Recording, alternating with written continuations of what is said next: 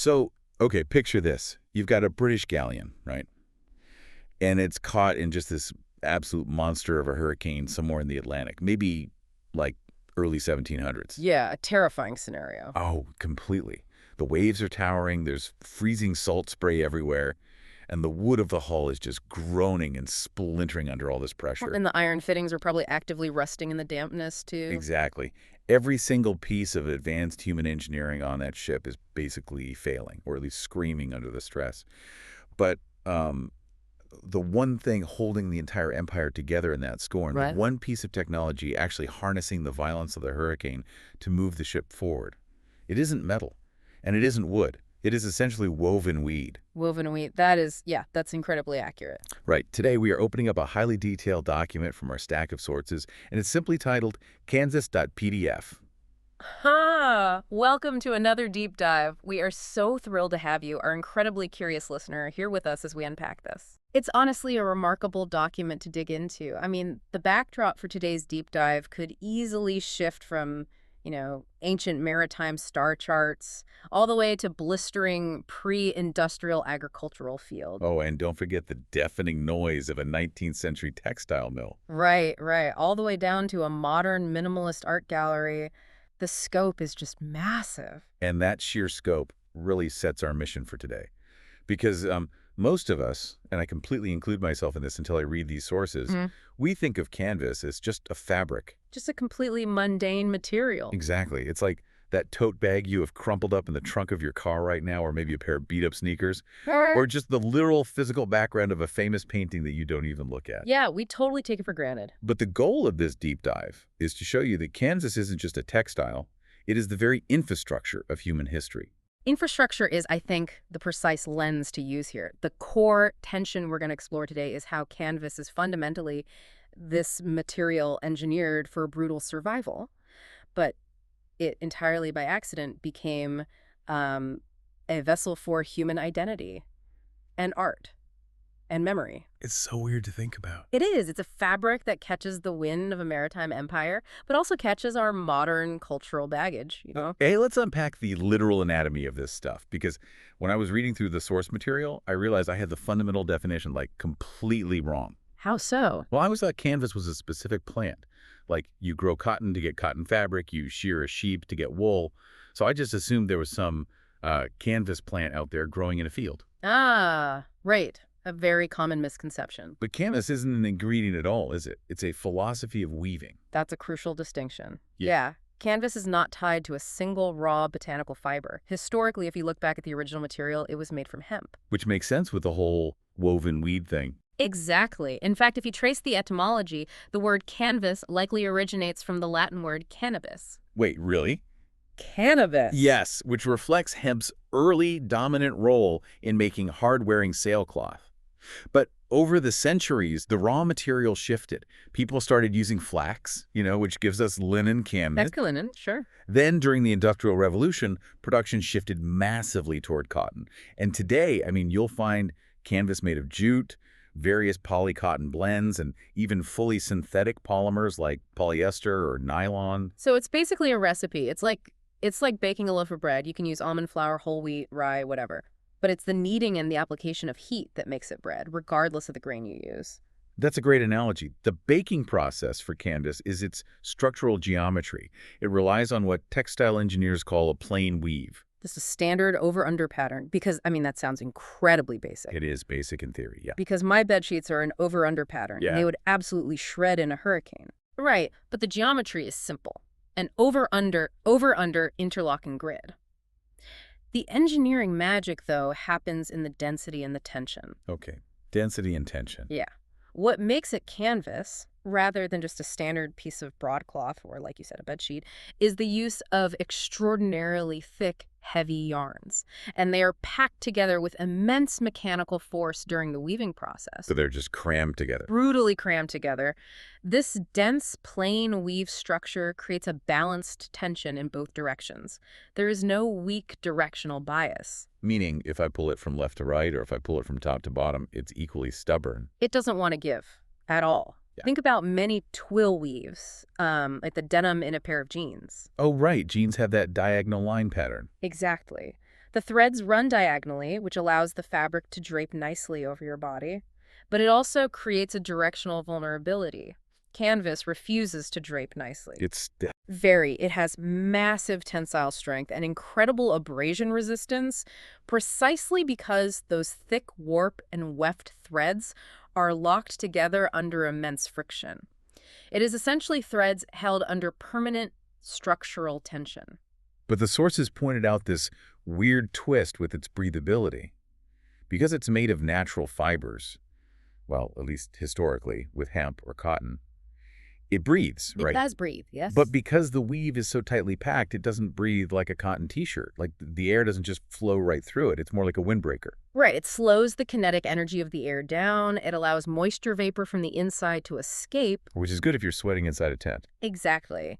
It prevents catastrophic condensation if you're sleeping in a canvas tent, but it blocks the brunt of the external chaotic elements. The wind just sort of hits a wall. And that physical density brings us to how it interacts with liquid water, which is, honestly, this was one of its most fascinating counterintuitive engineering quirks to me. The water interaction is brilliant. I was struggling to understand this mechanism.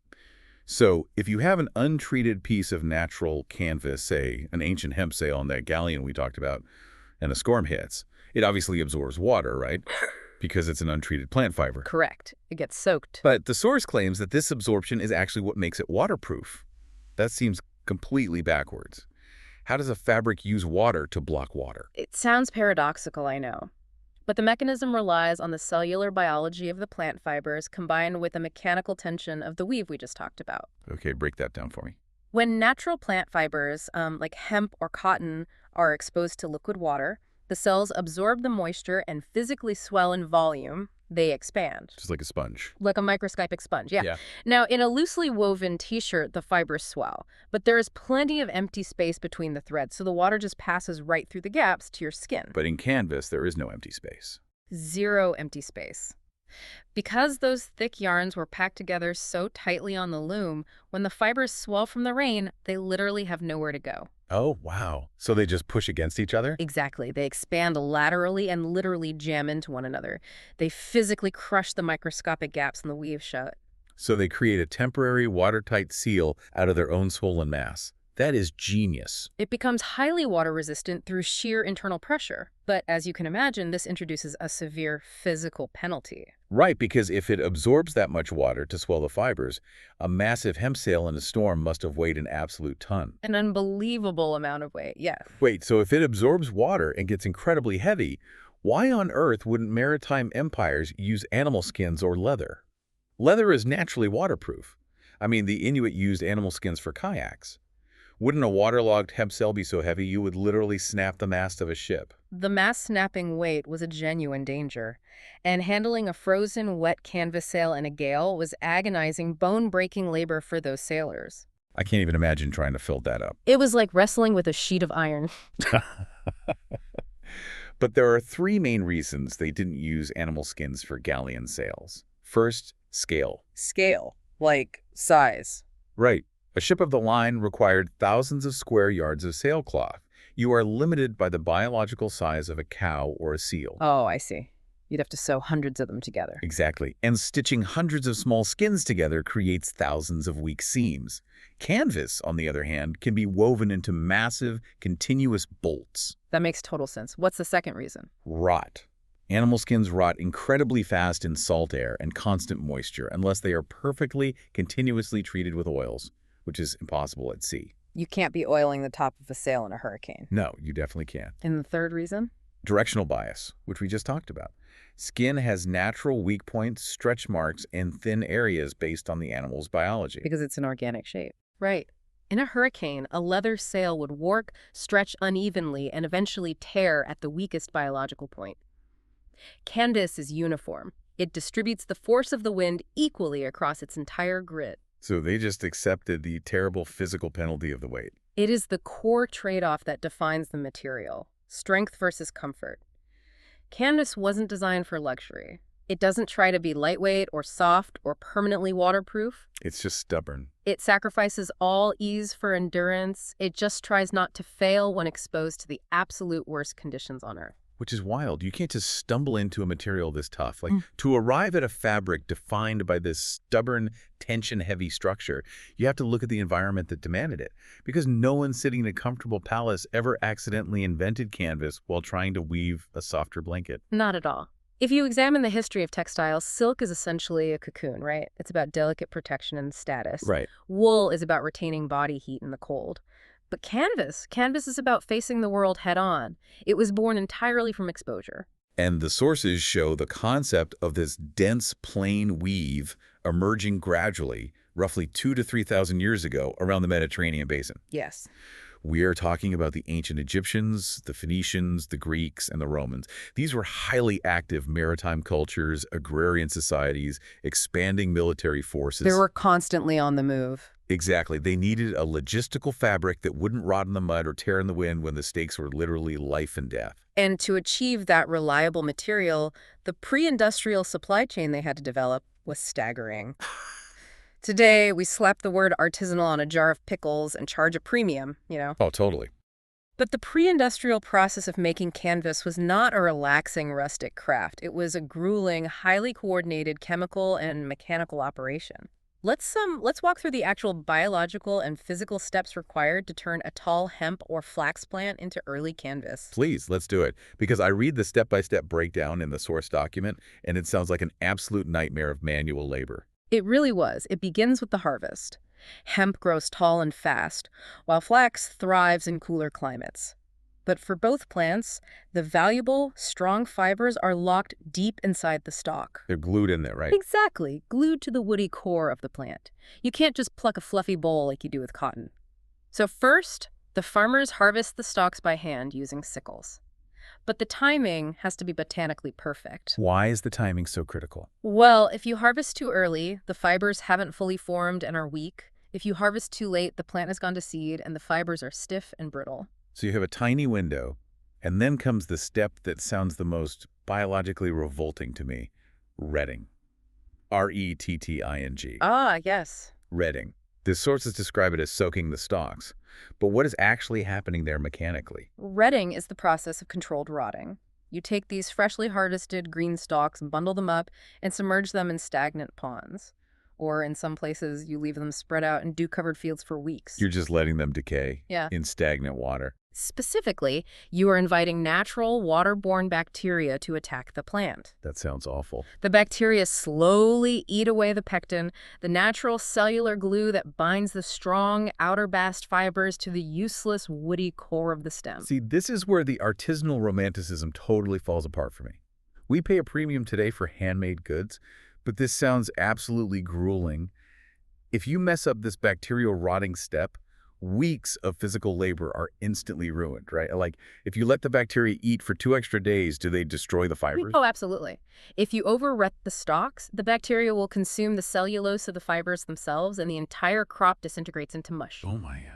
But if you under-ret them, the pectin doesn't break down, and you physically cannot scrape the fibers off the woody core later. So you're just stuck with useless sticks. Exactly. It was a terrifyingly high-stakes survival skill. The farmers had to wade into these putrid, foul-smelling ponds, pull up a handful of rotting stalks, and judge by smell, sight, and the slippery feel of the stalk whether the bacterial colony had done exactly enough work. That is just wow. And assuming you somehow nailed the bacterial timing, you dry the stalks out. Yep. But you still don't have yarn. You just have dried, rotten sticks. Right. The next step is breaking and scutching, which honestly sounds like a medieval torture method for plants. It essentially was. The farmers would take heavy, articulated wooden frames, place the dried stalks inside, and forcefully crush them. Smashing them. Yeah, to shatter the brittle, woody inner core into small pieces. Then comes scutching. You hang the crushed stalks over a board and take a wooden blade, violently and repeatedly striking the stalks. Just beating them with a wooden sword. Literally scraping the shattered woody shives away from the long, flexible fibers. The physical exhaustion of swinging a wooden blade for 12 hours a day just to scrape plant matter cannot be overstated. My arms ache just thinking about it. And after all that blunt force trauma, you still don't have something you can spin into thread. Not yet. The fibers you've scraped off are tangled and mixed with short, weak strands, so next is hackling. Hackling. Yes. The workers take these raw, tangled fibers and whip them repeatedly through beds of sharp, spiked metal combs. They pull the fibers through the iron teeth over and over to align them. Like brushing out incredibly knotted hair. Precisely. And this combing separates the short, useless, tangled fibers, which they call tow, from the long, incredibly strong, aligned fibers, which are called line. Oh, toe and line. Got it. And only the line fibers have the structural integrity required to become canvas. And finally, spinning. The document notes that this labor was intensely divided by gender in many societies. Women were heavily involved in the spinning, using drop spindles or later on spinning wheels. And I imagine you couldn't just casually spin this while daydreaming. Like, if the yarn is uneven, the tension of the final canvas is ruined, right? Exactly. The spinning required profound muscle memory. The women spinning the flax or hemp had to continuously wet the fibers with their fingers or their saliva to keep them smooth. Saliva. Wow. Twisting them with incredible consistency so the yarn wouldn't snap or develop thick, stiff bumps. And then those heavy spools of yarn were handed off to the weavers, often men operating massive, heavy wooden hand looms in specialized guilds. Throwing the shuttle back and forth, packing those heavy yarns down. That is where the raw material finally becomes canvas. Thick yarns, unyielding tension, dense packing on a hand loom. What you are looking at when you see a piece of pre-industrial canvas is inherited knowledge in motion. Inherited knowledge in motion. That's a really profound way to look at it. You didn't learn how to judge the pectin breakdown from a textbook. You learned it because your grandfather showed you how the pond smelled. Exactly. Early canvas carried the literal and metaphorical fingerprints of an entire village. It looks so simple, just an over-under grid. But the sheer human coordination required to manifest it was staggering. And once these ancient societies and early modern nations mastered this grueling biological and mechanical process, they didn't just use it to make better tents for their local villages. Right, they had bigger plans. They took this tough-as-nails material, strapped it to wooden masts, and used it to connect, trade with, and conquer the entire globe. Which brings us to this massive shift. Canvas evolves from a local tool for surviving the rain into the strategic infrastructure of global empires. It becomes geopolitical. Yeah. If you think about the great maritime powers, Britain, Spain, Portugal, the Dutch Republic, their entire geopolitical power structure relied on wind. But wind is completely useless if you can't catch it. Sails made of canvas were the literal engines of those empires. Here's where it gets really interesting to me. I found myself thinking of early canvas, like the shipping containers or the server farms of the 18th century. Oh, that's an interesting comparison. It's the ultimate background player. Nobody writes epic poetry about the heavy canvas sacks carrying the flour or the tarps keeping the gunpowder dry. But without the sack, the flour blows away and the empire starves. Without the massive sailcloth, the galleon is just a wooden island. Without the canvas military tent, the army freezes to death before the battle even starts. It was the unglamorous backbone of the world economy. It absolutely was. And we have to look objectively at the economic reality of that backbone because the sources are highly detailed about the dual nature of this global expansion. The dark side of it. Yes. On one hand, canvas enabled unprecedented human connection, the mapping of the globe, and the birth of transoceanic trade. But as the demand for this strategic material grew to an insatiable level, the supply chains shifted, and canvas became deeply entangled with brutal systems of extraction. Right. The empires realized that handwriting hemp in local ponds wasn't going to produce enough square yardage to cover a global navy, so they moved heavily toward cotton. But why cotton? If hemp is tougher, why switch? Cotton, while slightly less durable against rot than hemp, possessed a massive advantage. Once the right technologies were invented, it was infinitely easier to mass produce. Scale again. However, the cultivation of that raw cotton was completely dependent on geography and labor. The imperial powers couldn't grow it effectively in the cold climates of Europe. So they outsourced it. Exactly. So the production was directly tied to plantation economies and enslaved labor in the Americas, as well as vast colonial extraction systems established in places like India and Egypt. And the sources outline this dynamic very starkly, without moralizing, just presenting the sheer flow of capital and labor. The East India Company, for example, heavily manipulated local economies in India to ensure raw cotton flowed out and finished textiles flowed back in. essentially destroying local ancient weaving traditions to feed the British imperial machine. It is the textbook definition of a core versus periphery macroeconomic dynamic. The colonies, or the periphery, were structurally forced to supply the raw materials through exploited, indentured, or enslaved labor. Just funneling it back. Yes, those massive bales of raw cotton were then shipped across the ocean to the industrial core, the imperial centers in Europe, where they were manufactured into finished canvas goods. And the wealth generated by all this movement. The wealth flowed unilaterally upward to the industrial centers, the factory owners, and the merchant elites. The canvas physically connected the world through trade routes, but economically, it reinforced exactly who held power within that world. It's a control mechanism. Absolutely. If you controlled the textile mills, you controlled the supply of military tents, you controlled the sales of the Navy, you controlled the logistics of global trade. So this simple, humble fabric was actually the physical, load-bearing pillar of massive, deeply unequal power structures. It really was. But eventually, even with all that raw cotton flooding in from the colonies, human hands simply couldn't spin yarn fast enough to meet the demand of the navies and the merchant fleets. The biological bottleneck of human labor, the women spinning with their fingers, the men throwing the shuttle by hand, it had to be broken. And that bottleneck is exactly what triggers the machine age. The Industrial Revolution completely rewrites the entire life cycle of canvas. It changes everything. It takes a holistic process where workers understood the material from the soil to the loom and fractures it into a centralized, mass-produced system where workers merely facilitate machines. The source document highlights 3 key mechanical inventions that broke this bottleneck: the spinning jenny, the power loom, and incredibly crucially, the cotton gin in 1793. Yes, the cotton gin. I want to drill down into the cotton gin because I never quite understood why it was such a big deal until I read how it actually worked in the sources. The mechanization of the cotton gin is arguably one of the most pivotal engineering moments in textile history. Before its invention, if you harvested raw cotton, the fluffy white fibers were deeply entangled with sticky, hard little seeds. And you had to get them out. A human worker had to sit there and manually pick those seeds out one by one. It was agonizingly slow. A worker might clean 1 pound of cotton a day. And the machine solved that. Mechanically, the cotton gin used a wooden drum embedded with hundreds of sharp wire hooks. As the drum turned, the hooks grabbed the raw cotton fibers and pulled them through a narrow metal mesh. Okay, a mesh. The mesh was wide enough for the thin cotton fibers to pass through, but too narrow for the seeds. The seeds crashed against the mesh and dropped out, while the clean cotton was pulled through to the other side. A single machine could suddenly clean 50 pounds of cotton a day. Wow. A 50x increase in efficiency. It created a tidal wave of raw cotton supply, which in turn cemented cotton's absolute dominance over hemp and flax in the production of industrial canvas. But the structural shift for the humans making it was profound and frankly devastating.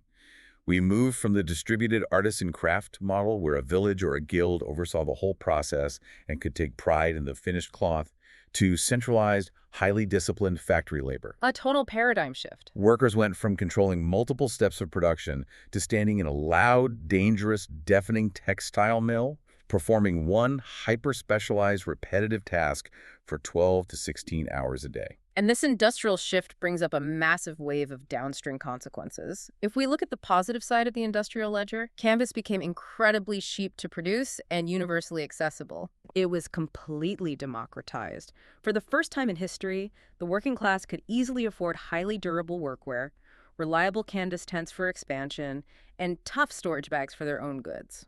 So on one hand, you have a material that is finally affordable for the working class. A coal miner or a farmer gets a heavy canvas jacket that lasts them 10 years and protects them from the elements.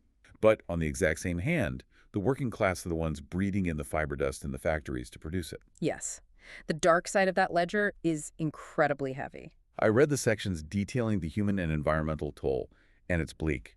You had massive monoculture cotton farming that rapidly depleted soil nutrients and required heavy water diversion. You had the introduction of chemical dyes and bleaches polluting the rivers around the mills. The ecological impact was immediate. And the factory conditions themselves were horrific. You had widespread child labor because small hands were needed to reach under the moving power looms to tie broken threads. Extremely dangerous work. And then there were the respiratory issues. The workers were breathing in raw fiber dust all day. Yes, the medical reality of the mills was grim. The constant mechanical thrashing of the cotton released microscopic particulates of fiber into the stagnant factory air. Workers constantly inhaled this dust, which settled deep into their lung tissue, leading to a chronic, severe respiratory disease known as bisonosis, or brown lung. Brown lung, that sounds terrifying. The human immune system would try to attack the foreign cotton fibers in the lungs, causing intense inflammation, scarring, and eventually a total loss of lung capacity. So I have to wrestle with this paradox. Was the industrialization of canvas actually a net win for humanity? Or did we just mechanically trade one kind of agrarian hardship for a new industrialized nightmare? If we connect this to the broader arc of history, what we are observing here is the exact recurring blueprint of industrialization itself. What do you mean? It doesn't matter if the commodity is textiles, forged steel, or modern silicon microchips. The pattern is always identical. A society identifies a production bottleneck, invents technology to scale the output exponentially, and dramatically lowers the final cost for the consumer. Make it faster, make it cheaper. But to achieve that cheapness, the system hides its own complexity from the end user, and it fiercely externalizes the consequences, the pollution, the physical toll, the ecological drain onto the lowest paid laborers and the local environment. You hide the complexity and externalize the consequences. That is a chillingly accurate description of almost every modern supply chain we have today. Precisely. With industrialization, canvas transitioned from a material shaped by the intimate touch of human hands into a material shaped by massive, blind systems. It lost its soul. Because no one person made it anymore. Right. A textile worker in an 1850s mill could no longer look at a massive canvas sail on a clipper ship and say, I made that. They could only say, I operated the lever on the machine that spun the yarn that someone else wove on another machine. But in exchange for that alienation, canvas gained absolute, undeniable global ubiquity. And here is where the story pivots in the most fascinating way. Yeah. Because industrialization made canvas ubiquitous, cheap, and easily replaceable, humans no longer had to treat it purely as a precious life-saving survival tool. The stakes were lowered. Exactly. If you have 100 yards of cheap cotton canvas rolling out of a factory every hour, you don't only have to use it to haul grain or catch the wind. For the first time, humanity had the luxury of taking this tough, stubborn, tension-filled material and turning it into a blank slate for our minds and our identities. This represents perhaps the most beautiful cultural transition in the history of the material. Canvas fundamentally shifts from hauling physical goods to holding abstract ideas. I was waiting to talk about the art world.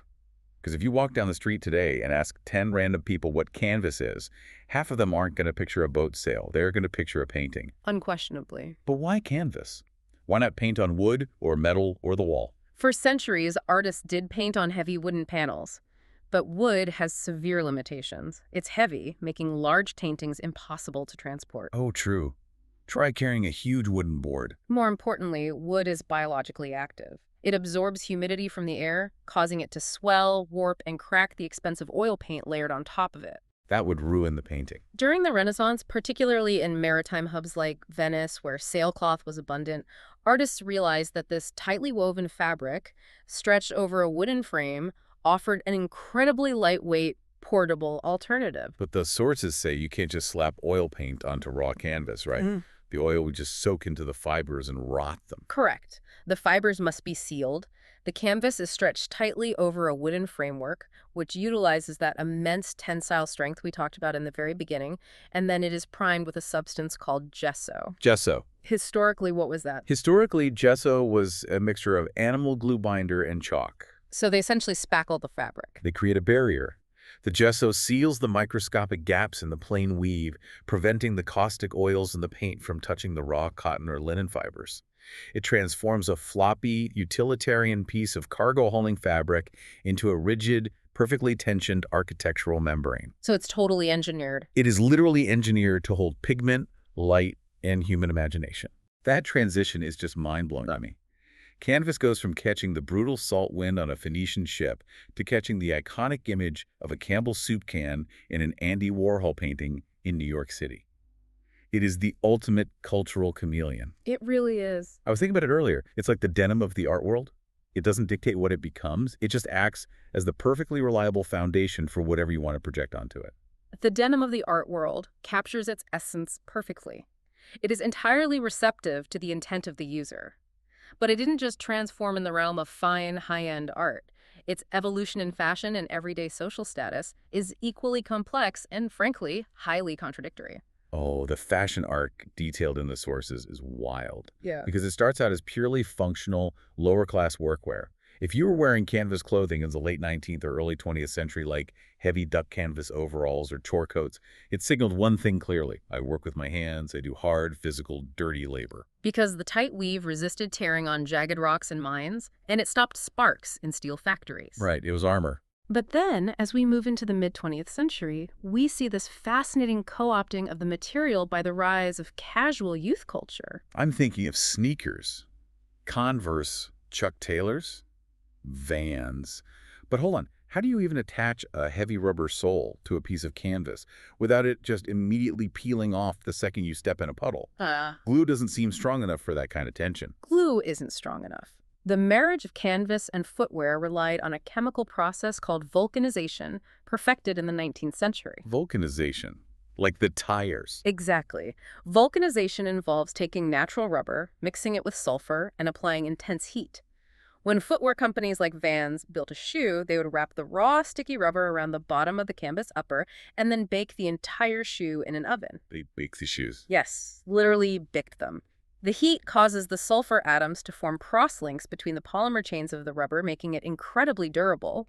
And simultaneously, the heat forces the expanding rubber to physically flow into and permanently bond with the microscopic gaps of the canvas weave. So they melt together. The rubber and the canvas essentially fuse into a single structural unit. That is brilliant engineering, and those vulcanized canvas shoes became the absolute defining symbol of youth, constant movement, and eventually countercultural rebellion. Very much so. In the skate and punk scenes of the 70s and 80s, a beat-up, scuffed pair of canvas Vans wasn't just a protective shoe. It was a deliberate rejection of formal, polished, leather shoe corporate culture. It signaled independence and a willingness to scrape your knees. And then the modern fashion industry does what the fashion industry always inevitably does. It observes that authentic grassroots utility and it completely co-opts it for profit. Of course. Today, you see canvas radically reinterpreted into modern heritage and luxury aesthetics. You have high-end, legacy brands selling heavily waxed canvas hunting jackets for a fortune, or luxury fashion houses producing minimalist, logo-stamped tote bags made of heavy cotton duck canvas for $1,000. Which brings us to what the sources call the status paradox. Because despite being turned into a $1,000 luxury item, canvas never fully lets go of its gritty past. No, it retains that aura. Subconsciously, when we look at it, it still whispers of hard labor, physical movement, and raw endurance. When a luxury brand uses canvas instead of fine silk or calfskin, they are intentionally trying to sell humble durability at a massive premium. It creates a fascinating sociological dynamic. Right. The exact same plain canvas tote bag can signal two entirely opposite things, depending entirely on the context of the person carrying it. It's so ironic. For one person, carrying a heavy, plain canvas bag signals, I'm a practical working-class person and I simply couldn't afford a delicate leather bag. Right. But for an ultra-wealthy person carrying a designer canvas tote, it signals something completely different. I have so much wealth and status that I am actively choosing not to carry a flashy, ostentatious leather bag. I am practicing intentional, quiet restraint.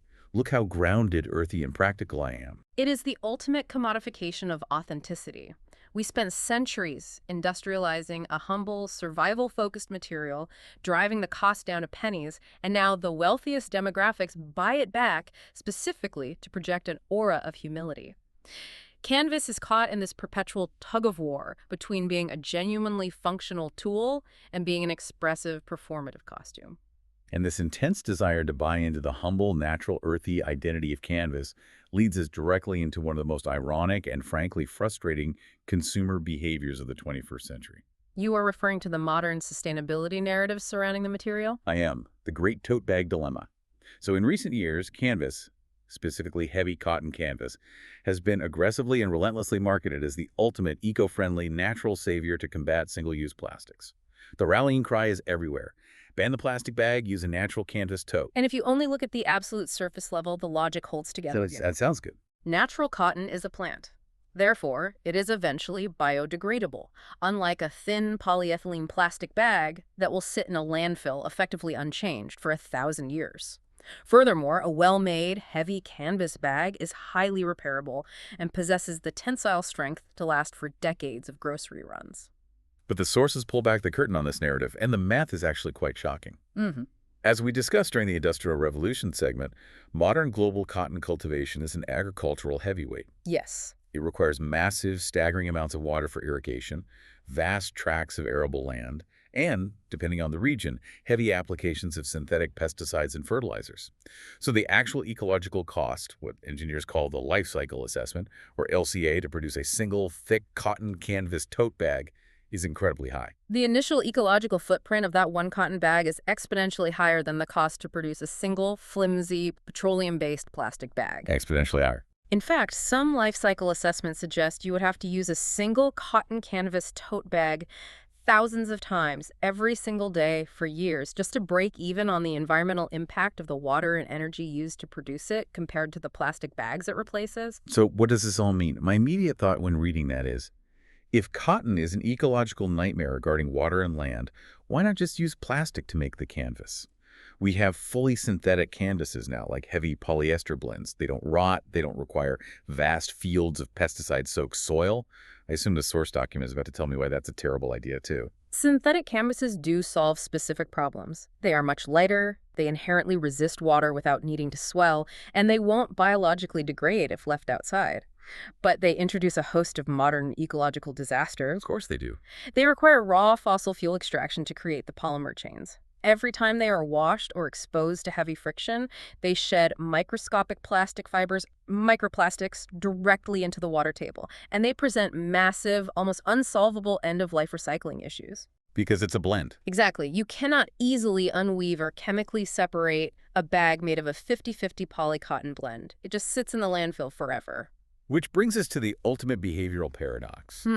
Because these canvas totes are so incredibly cheap to mass produce in overseas factories, and because they carry this unassailable halo of sustainability, modern corporations use them constantly for cheap branding. They are everywhere. You go to a tech conference, they hand you a free branded tote. You buy a nice bottle of wine, it comes in a promotional tote. You subscribe to a magazine, they mail you a tote. And this systemic overdistribution leads to catastrophic overaccumulation at the consumer level. So I want to ask you, the listener, right now, think about your own closet or the coat hook by your front door. How many eco-friendly canvas tote bags do you have stuffed inside another, slightly larger canvas tote bag right now? It's a common phenomenon. I know for a fact I have at least 12 sitting in my hall closet that I never use. By constantly accepting and accumulating these bags, each of which cost massive amounts of water and energy to manufacture, the sheer volume of our accumulation completely negates any theoretical sustainability impact. Are we just buying and hoarding the symbol of sustainability rather than actually behaving sustainably? This raises an important question regarding how we use materials to signal virtue. The psychological mechanism here is exactly what the sources critique. We frequently use raw materials to signal virtue to ourselves and others. It makes us feel good. Holding a rough, natural canvas bag makes us feel, on a subconscious level, like we are participating in a balanced, eco-friendly system. But sustainability isn't an aesthetic. It isn't just about the fiber choice. It is about the entire macroscopic system of production, consumption, and disposal. It's behavioral. The sources state it with absolute clarity. The most sustainable canvas item in the world is simply the one you already own. The one you use relentlessly for years, the one you patch when it tears, and the one you actively keep out of the landfill. That makes perfect sense. Canvas has been tragically caught in the crossfire between its genuine historical utility and modern fast fashion greenwashing. We are eagerly consuming the aesthetic of durability without actually practicing the discipline of durability. Consuming the aesthetic of durability. That hits incredibly hard. But despite all of this, despite the brutal, complex supply chains, the historical industrial exploitation, the modern greenwashing, we still profoundly love canvas. There is a deep, emotional, almost irrational pull to this specific fabric. Yes, there is. And the final section of our source document shifts gears to explore the philosophical and psychological meaning of canvas. Why are we so deeply drawn to a material that is, by its very nature, allowed to be slawed? To understand that emotional pull, we have to recognize that canvas is fundamentally a boundary textile. A boundary textile. Think about its historical and modern uses. A heavy canvas tent separates the fragile, warm human body from the wild, freezing wilderness. A canvas messenger bag separates your intimate personal belongings from the chaotic, dirty street. Right, it's a divider. A vulcanized canvas shoe protects the soft soles of your feet from the abrasive concrete pavement. A stretched canvas in a gallery separates the artist's internal, limitless imagination from the physical walls of the external room. It's a shield. But it's not a rigid, impenetrable shield like a steel plate or a pane of glass. It's flexible. It's permeable. Exactly. And because it interacts so intimately and flexibly with the external world, it acts as a receiving surface. It takes marks. It absorbs weather. It collects stains from the street. It accepts crude thread repairs, and it holds memory. Psychologically, canvas represents the concept of resilience without the burden of perfection. Resilience without perfection. That is such a beautiful, relieving concept. It is culturally allowed to scuff. In fact, think about the social reaction to a pristine, bright white, brand new pair of canvas sneakers. It almost looks wrong. Yeah, it looks naive, like you haven't lived in them yet. Exactly. The material actually becomes more itself. It gains its true aesthetic value only through the visible evidence of use. The source text brings in a really fascinating psychological framework to explain this attraction, referencing a specific subpersonality persona called the Addy lens. Yes, the Addy persona. In this specific psychological framework, Addy represents a personality archetype that is deeply adventurous, durable, constantly weather-facing, and highly emotionally absorbent. The morale infrastructure. She represents the concept of joy with scars. She is the reliable, uncomplaining morale infrastructure of a friend group or a community. Canvas perfectly aligns with this identity. Joy with scars. We spend so much of our modern lives trying to be like silk. We want to be flawless, smooth, heavily protected, and we are absolutely terrified of a single snag, a single stain, a single public mistake ruining our presentation. It's exhausting. It really is. But canvas is giving us permission to be scuffed. It's the friend who carries your heavy emotional baggage and doesn't care if you're a bit messy. It doesn't judge you for spilling coffee on it. It just absorbs the stain, dries out, and keeps holding your groceries the next day. It's a vessel that holds the messy reality of human experience without ever needing to stay pristine. That is the ultimate unifying philosophical synthesis of the material. Canvas represents the profound human ability to hold weight. Whether that weight is the physical cargo of an empire, the emotional memory of a worn-out pair of shoes, or the symbolic cultural identity of a generation, without ever needing to be perfect. It's just the foundation. Canvas isn't the story itself. A blank piece of canvas is just a woven grid of dead plants, but it is the strong, reliable, unassuming structure that makes the story possible. It supports the narrative without demanding the spotlight. It is the silent infrastructure for our lives. We've spent this entire time talking about how canvas physically absorbs our world, the harsh weather of the oceans, the grueling human labor of the mills, the vibrant, chaotic strokes of modern art.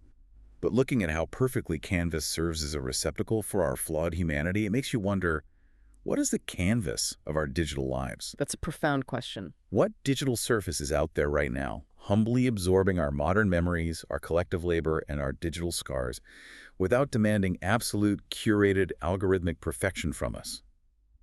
As we move further and further into a flawless, highly filtered, aggressively optimized world, maybe we need to actively, intentionally build a bit more canvas into our lives. Spaces that are explicitly allowed to fray, to stain, and to show the beautiful, messy wear and tear of actually being lived in.